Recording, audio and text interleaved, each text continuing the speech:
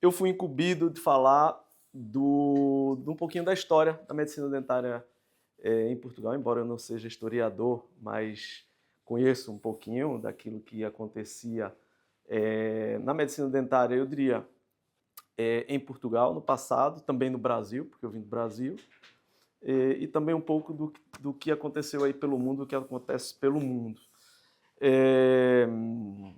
E vou aqui ler uma frase, vou falar uma frase aqui, um clássico aqui, que é: para entender o presente é preciso compreender o passado, né? Nenhuma novidade aqui para vocês, e eu acho que o tempo passa, né? A idade avança e a gente vai cada vez mais concordando com isso, né? Percebendo na educação dos nossos filhos, por exemplo, que nossos pais estavam certos naquilo quando diziam e tal.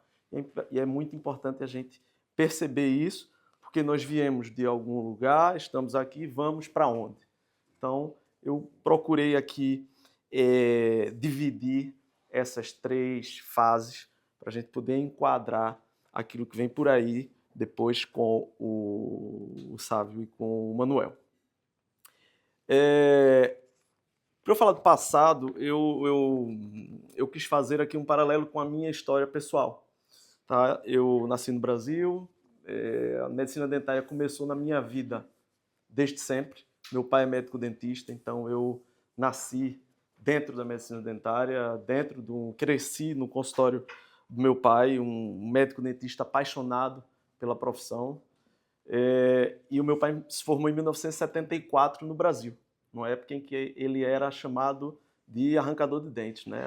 Era o vai ser arrancador de dentes, tal. Era uma quase que uma subprofissão ali do setor médico, né? E o tempo passou e eu vi a medicina dentária gerar riqueza e estabilidade na minha família. Eu estudava, por exemplo, numa escola média, mas eu era o riquinho da sala, porque realmente meu pai fez a vida dele na medicina dentária, né? Brasil era um país que acho que aqui metade mais ou menos são brasileiros, mas aqui em Portugal acho que também não é muito diferente. Nós temos, aliás, no mundo não é diferente, há tempos de crise e tempos mais prósperos, é assim, são ciclos. Só que eu me lembro que, por conta disso, nas épocas de crise no Brasil, parecia que a crise não chegava na minha casa. Por quê? Porque a medicina dentária era, naquela época, uma profissão muito próspera. Era uma das melhores profissões. Meu pai chegava num banco, eu ia com ele, eu sou mais velho, acompanhava muito meu pai, muito ligado. O gerente do banco quase que estendia o tapete vermelho para o meu pai. Os tempos mudaram, não é, pessoal? Aliás, hoje a gente nem gosta mais de ir ao banco, né? Eu nem precisa mais ir ao banco. Né? Então era isso que eu sentia. E vocês podem pensar assim: pensou que ia seguir isso e que ia ser assim. Não. Eu posso dizer que não, que eu consegui, digamos assim, quase que visualizar que aquilo não era eterno. Essa talvez tenha sido a primeira grande lição que eu pelo menos que eu consegui me lembrar para preparar para vocês aqui hoje. Que aquilo que a gente faz hoje não significa que vai ser sinônimo de sucesso no futuro. Então, é preciso haver uma preparação.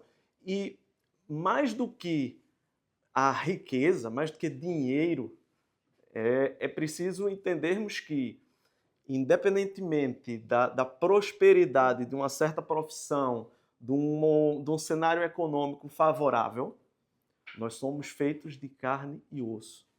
Nós temos momentos onde somos mais produtivos, menos produtivos. Está aqui o meu médico que me ajuda a me manter em forma. Né? A gente sabe que chega numa determinada fase da vida, por melhor que nós sejamos, fazer um tratamento ortodôntico, a colocar um implante e tal, vai chegar uma hora que não vai funcionar do mesmo jeito. E aí a gente vai estar preparado para esse momento? E aquela carteira de clientes que a gente tem e que o consultório está ali bombando, o que a gente vai fazer?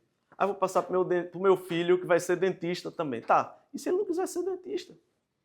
Tem outros países, em outros países não muito longe daqui, por exemplo, na França, eu vivi na França 8 anos, um médico dentista, quando ele passa a clínica, por exemplo, para um filho que é dentista, ele não dá, ele vende. Ele vende. Por quê? Porque o filho vai ao banco, pede o empréstimo daquilo, dá ao pai e assume um empréstimo que é sustentável. Isso, do ponto de vista de negócio, é a forma mais correta que tem. Tudo bem, você pode dizer, mas é o filho, e bom, isso aí é da cabeça de cada um. Mas do ponto de vista de business, é a forma mais correta que tem. Então, são coisas que eu vi ao longo da vida, né, no passado, que me fizeram chegar até aqui. Eu cheguei em Portugal em 2009. Portugal vivia uma crise gigantesca e eu surfei a onda ao contrário. Né? Em momentos de crise, estava todo mundo indo embora de Portugal. Eu cheguei, foi 2009, ali depois do Lehman Brothers, daquela grande crise. Na Troika, exatamente, tal. E haviam cerca de 6.500 médicos dentistas em 2009. Hoje, passados 15 anos, 16 anos, são mais de 13 mil. Dobrou praticamente. Entre 2009 e agora, praticamente, o número de dentistas dobrou. E na vida é preciso criar e é preciso haver estratégia. Quando eu cá cheguei, não conhecia o mercado, né? Fui aos pouquinhos, com a salinha, olhando, conhecendo ali o mercado. Acho muito importante essa estratégia, mas sempre com o método. Está aqui a minha mulher que não me deixa mentir. Sempre com muito método, com muito processo dos passos a dar, baseados na experiência passada, sempre. Né? A gente visualizando o passado que era um passado também aqui em Portugal similar àquilo. Vocês sabem que nos anos 80 nem ordem dos médicos havia aqui em Portugal. Fazia-se o que queria. Qualquer pessoa aqui montava ali uma cadeira e faturava a grande. Era assim que acontecia. Pois bem, o crescimento ele é inevitável, como eu disse, mas essa sustentabilidade, ela exige preparação, exige conhecimento, exige técnica, método. E cada vez mais eu acredito nisso. Atualmente, vamos falar do presente. Né? Eu acabei de falar, são 13 mil médicos dentistas. Um grande desafio que há hoje, retenção de talento. Há muitos colegas bons a sair de Portugal nesse momento, que poderiam trabalhar nas nossas clínicas. Okay? Nós mesmos perdemos um recentemente, que saiu de Portugal. Mas também há oportunidades. Portugal ainda é um país com a população com um nível de consciência relativamente à saúde oral ainda por expandir, para não dizer baixo, ok? Ainda por expandir, por desenvolver. Ainda há aí um trabalho educativo a se fazer de frequência, de maior frequência na clínica dentária, né? Novos métodos de fazer isso, já vamos falar. E o perfil do consumidor, aliás, eu coloquei aqui mesmo a palavra consumidor, porque deixou de haver um doente, isso até é uma palavra eu acho que em desuso, e hoje nós temos o quê? Um cliente, um consumidor. Ele consome de maneira diferente, ele quer, a Isabela falou, da geração Z, Y, como é que é, Bela? W, Z, não sei o que e tal. LGBT, isso tudo e tal. Pronto. Eles já dizem como é que querem, né? Do jeito que querem, quando querem e tal. Então a gente tem que estar bem atento a isso.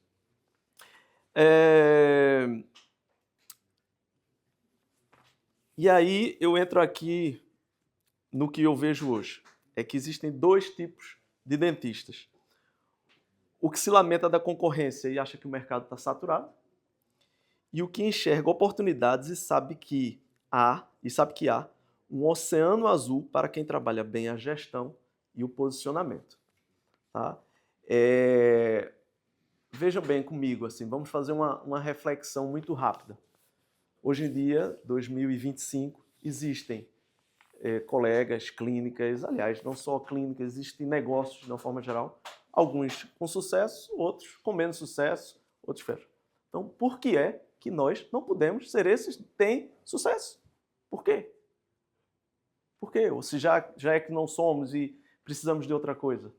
Então, a mentalidade ela tem que ser apontada para o oceano azul, não o oceano vermelho, não o oceano de briga, de disputa, não. Tem que ser um oceano de conhecimento, de acumular conhecimento, de aplicar o conhecimento, que esta senhora aqui ao meu lado me ensinou muito isso. Dói bastante, dói muito receber um feedback de colaboradores. Acho que eu passei uma semana de luto com um papel que eu recebi de tudo que os meus colaboradores disseram sobre a minha pessoa. No primeiro momento, meu primeiro reflexo era tentar identificar quem tinha escrito o quê. Não vale a pena. Não vale a pena, parece que só piora. É sério. Não. Parece que só piora, entendeu? Então, assim, é melhor assimilar. Eu ainda ando com aquilo na minha mala, li ontem aquilo, tudo, juro.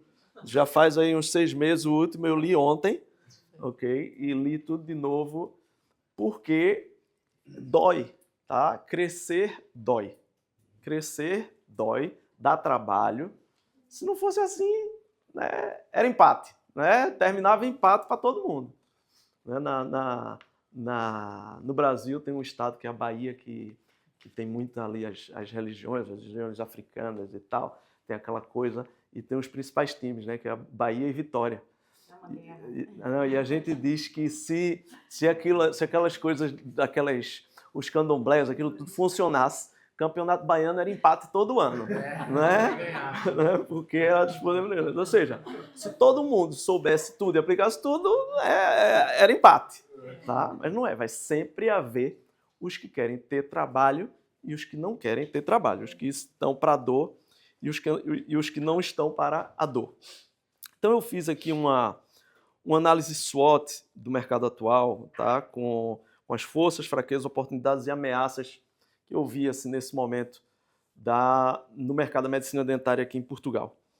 Então, quais são as forças?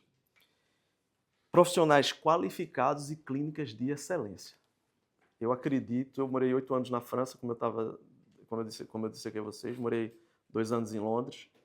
É assim, na Europa, não conheço um nível de medicina dentária melhor do que Portugal. Eu não conheço, tá? Pode ser que exista, eu não conheço, tá bem? E posso falar pela linha também. Vocês sabem, acho que alguns de vocês aqui sabem, os profissionais que trabalham aqui comigo. Não vou citar nomes para não ser injusto aqui com ninguém, mas temos ali pessoas que realmente são de orgulhar muito o cenário da medicina dentária em Portugal. E portuguesa, tá? Sendo mais específico mesmo. Então, há profissionais de excelência e existem esses profissionais à procura de clínicas de excelência para cantar, para dar o seu show. Eles precisam de um palco, precisam de um instrumento bem afinado.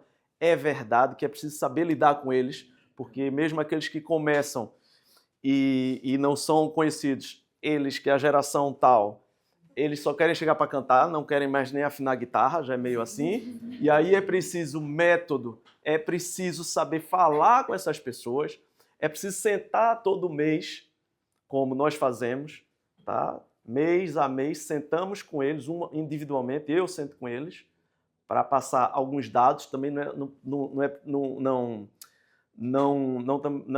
se pode também colocar muitos dados, muitos indicadores, senão aquilo às vezes também dá um nó na cabeça, mas coloca-se ali 2 ou 3, fala-se, escuta-se, então o que está faltando, e aí todo mundo ganha.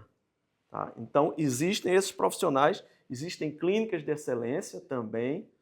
A primeira clínica que nós montamos aqui em Portugal, que foi ali no Monte Estoril, em 2011, parecia uma atração turística, porque era uma loja, ainda não existiam clínicas loja aqui em Portugal, assim, no nível da rua.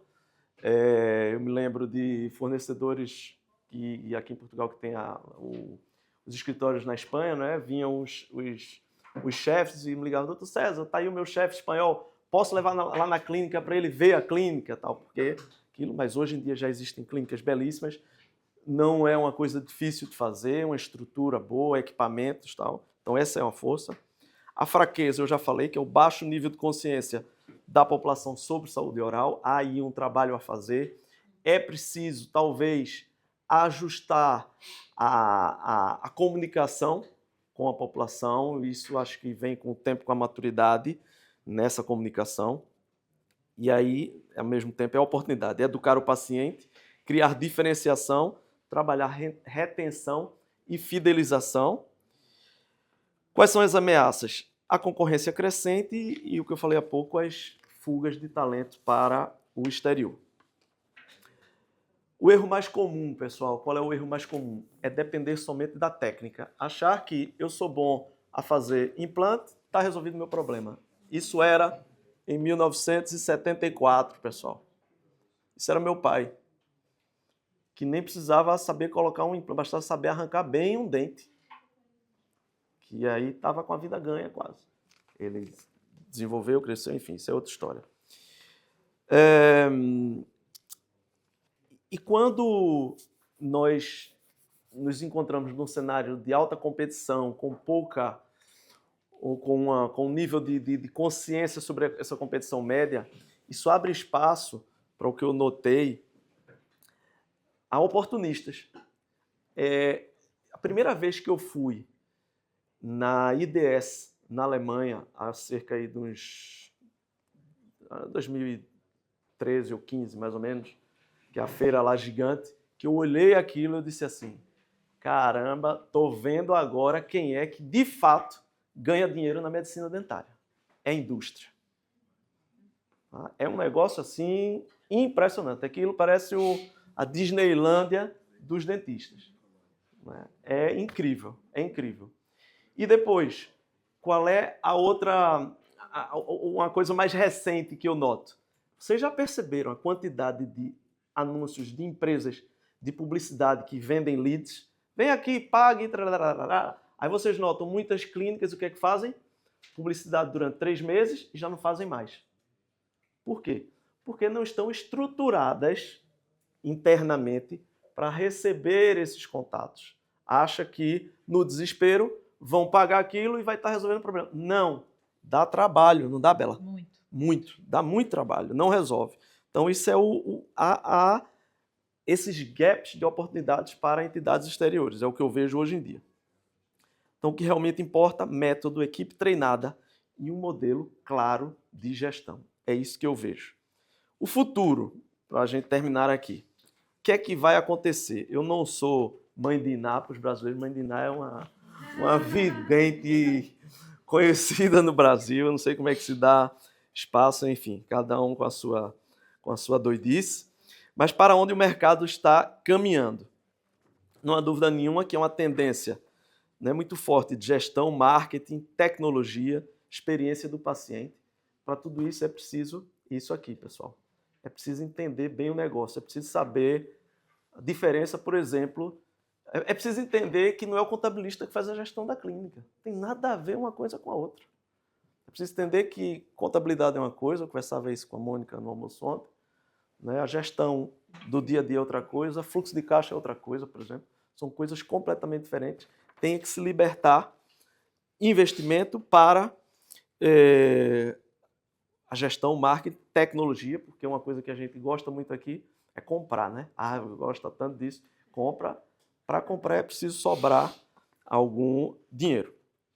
A medicina dentária não será mais um serviço técnico, será um modelo de negócios orientado por dados e eficiência. É mais do mesmo. Eu acredito muito em dados, eficiência. A equipa sente isso numa estrutura, ela sente quando ela está sendo guiada por uma coisa sólida, que tem padrão, que se repete, né? Reuniões estruturadas, não são bate-papos, uma reunião, ela tem que ter hora para começar, hora para terminar, tem que ter uma pauta, tem que ter que hoje já se grava aí, como é que fala? Um resumo, artificial, uma ata, né? Tem que ter isso tudo.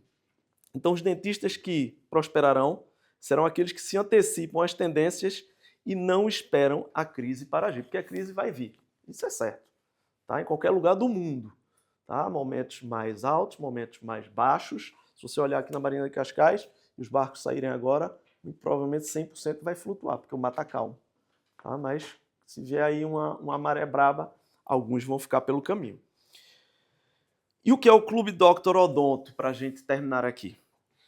Bom, é preciso dizer que isso não nasceu ontem, isso não foi uma ideia que eu liguei para o Mano semana passada, Mano, vamos fazer isso, não. Nosso grande diferencial aqui é que nós somos médicos dentistas, tanto eu como ele, nós já sentimos essas dores todas, somos colegas aqui, como vocês, desenvolvemos um gosto por isso, pela gestão, por nos desenvolver e tivemos essa ideia porque acreditamos que juntos somos mais fortes para enfrentar marés mais agitadas, enfrentar, enfim, a concorrência que há por aí de outras formas. Não vou entrar aqui no detalhe, vamos jogar o jogo do Oceano Azul. É isso aqui que a gente foca. Nós queremos colegas alinhados conosco para sermos mais fortes e crescer cada vez mais. E o que diferencia quem terá sucesso no futuro? Ação antecipada, gestão inteligente, a capacidade de adaptação que falei agora. E a pergunta que fica é: o que você vai fazer hoje para garantir que sua clínica esteja no lugar certo quando o mercado mudar? Você vai esperar que tenha uma hérnia de disco para poder agir ai meu Deus, o que é que eu vou fazer? Ou que venha uma crise? Porque assim, alguma coisa vai vir, isso é certo, como 2 e 2 é 4. Pode ficar ali sempre a reclamar ou prosperar e ter esse conforto, essa paz de espírito melhor.